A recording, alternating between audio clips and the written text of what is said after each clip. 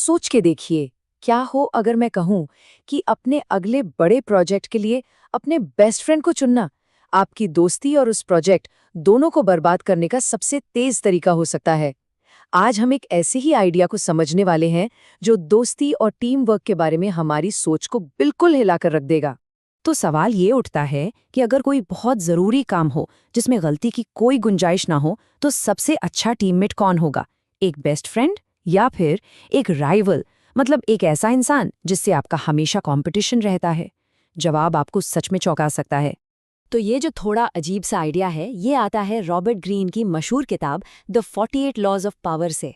इसका नियम नंबर 2 कहता है, दोस्तों पर कभी भी ज़रूरत से ज़्यादा भरोसा मत करो, बल्कि दुश्मनों का इस्तेमाल करना सीखो। सुनने में थोड़ा कठोर लगता है ना? लेकिन ये कोई दोस्ती निभाने का रूल नहीं है, ये पावर और स्ट्रैटेजी का रूल है। चलिए देखते हैं कि इसके पीछे की सोच आखिर है क्या। तो सबसे पहले हमें दोस्ती के जाल को समझना होगा। ये एक ऐसी छिपी हुई सच्चाई है कि कैसे अच्छी से अच्छी दोस्ती भी काम के प्रेशर में आकर टूट सकती है। तो इसके 3 बड़े खतरे हैं। सबसे पहली बात, दोस्त अक्सर सच बोलने से कतराते हैं। क्यों? ताकि बहस ना हो, भले ही आपका आइडिया बिल्कुल बेकार क्यों ना हो। दूसरा, अगर आपको उनसे ज़्यादा सक्सेस मिल जाती है तो उनके मन में एक जलन सी पैदा हो सकती है। और तीसरा, जो सबसे कॉमन है, वो दोस्ती को फॉर ग्रांटेड ले लेते हैं। सोचते हैं, अरे दोस्ती तो है, थोड़ा कम काम कर लेंगे तो क्या ही फर्क पड़ेगा। इसको एक छोटी सी कहानी से समझते हैं। मान लीजिए 2 पक्के दोस्तों ने मिलकर गर्मियों में एक नींबू पानी का स्टॉल लगाया। शुरुआत में तो सब कुछ बड़ा मजेदार और एक्साइटिंग लगता है। लेकिन कुछ ही घंटों में एक दोस्त आराम से फोन पर गेम खेलने लग जाता है। मन में क्या सोच रहा है? अरे हम तो बेस्ट फ्रेंड्स हैं, ये बुरा नहीं मानेगा। और इसका नतीजा, एक दोस्त अकेले ही नींबू निचोड़ रहा है, पैसे गिन रहा है, कस्टमर्स को संभाल रहा है, और धीरे धीरे ये काम का बोझ और गुस्सा दोनों ही उनकी दोस्ती पर हावी होने लगते हैं। तो फिर इसका सल्यूशन क्या है? हैरानी की बात है, लेकिन इसका जवाब एक राइवल में छिपा हो सकता है। चलिए आगे देखते हैं कि आखिर एक राइवल कैसे एक दोस्त से बेहतर टीममेट साबित हो सकता है।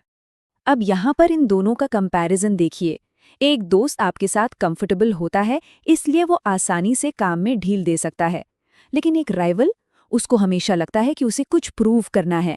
वो अपनी स्किल और मेहनत से आपको इम्प्रेस करना चाहेगा, क्योंकि उसे आपका रिस्पेक्ट और ट्रस्ट जीतना है, जो एक दोस्त पहले से ही मानकर चलता है कि उसके पास है। और ये सिर्फ कोई थियरी नहीं है, बिल्कुल नहीं।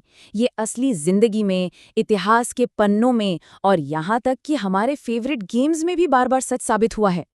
अपने स्कूल प्रोजेक्ट्स के बारे में सोचिए। अगर टीम में आपका कोई राइवल है, तो वो ये साबित करने के लिए लिटरली दिन रात एक कर देगा कि वो आपसे बेहतर है। और इस कंपटीशन का सीधा फायदा क्या होगा? दोनों को ही जबरदस्त ग्रेड्स मिलेंगे। बिल्कुल ऐसा ही स्पोर्ट्स टीम्स में भी होता है। एक राइवल प्लेयर जिसे टीम में अपनी जगह बनानी है, वो ग्राउंड पर अपनी जान लगा देगा। वो सबसे तेज दौड़ेगा, सबसे ज्यादा मेहनत करेगा, और उसकी यही एनर्जी पूरी टीम की परफॉर्मेंस को ऊपर उठा देगी। और हाँ, ये चीज़ डिजिटल वर्ल्ड में भी काम करती है।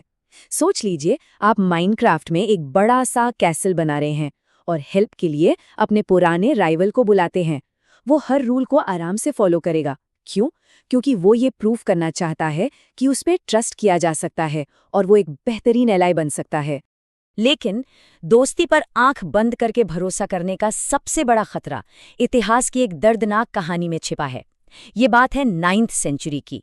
सम्राट माइकल द थर्ड ने अपने बेस्ट फ्रेंड बेसिलियस को घोड़ों के अस्तबल से उठाकर अपने एम्पायर का सबसे पावरफुल इंसान बना दिया। माइकल ने उसे पैसा दिया, पावर दी और अपना पूरा पूरा विश्वास दिया। लेकिन बेसिलियस का लालच बढ़ता गया। वो उस दोस्ती को भूल गया जिसने उसे सब कुछ दिया था, और आखिर में उसने अपने ही सबसे अच्छे दोस्त को धोखा देकर खुद तख्त पर कब्जा कर लिया। तो इस सब का मतलब क्या निकलता है? ये सिर्फ दुश्मनों को इस्तेमाल करने के बारे में नहीं है। नहीं, ये उन्हें अपना सबसे लॉयल साथी बनाने की आर्ट के बारे में है। और इस बात को इब्राहम लिंकन ने बड़े ही शानदार तरीके से समझाया था। उन्होंने एक बार कहा था, क्या मैं अपने दुश्मनों को तब नष्ट नहीं कर देता जब मैं उन्हें अपना दोस्त बना लेता हूँ? यही तो इस रूल की असली गहराई है। तो इसे अपनी लाइफ में कैसे यूज करें? स्टेप 1, दोस्तों को दोस्ती और फन के लिए रखें। स्टेप 2, जब काम जरूरी हो तो टीम मेंबर्स को उनकी स्किल और मेहनत के बेसिस पर चुने। और स्टेप 3, अपने राइवल्स को दुश्मन की तरह नहीं बल्कि एक पोटेंशियल अलाय के रूप में देखें और साथ मिलकर काम करने के तरीके ढूंढें। तो आखिर में मैं आपको एक सवाल के साथ छोड़ता हूँ। अपने आसपास देखिए और जरा सोचिए, आपका सबसे वैल्यूएबल राइवल कौन है?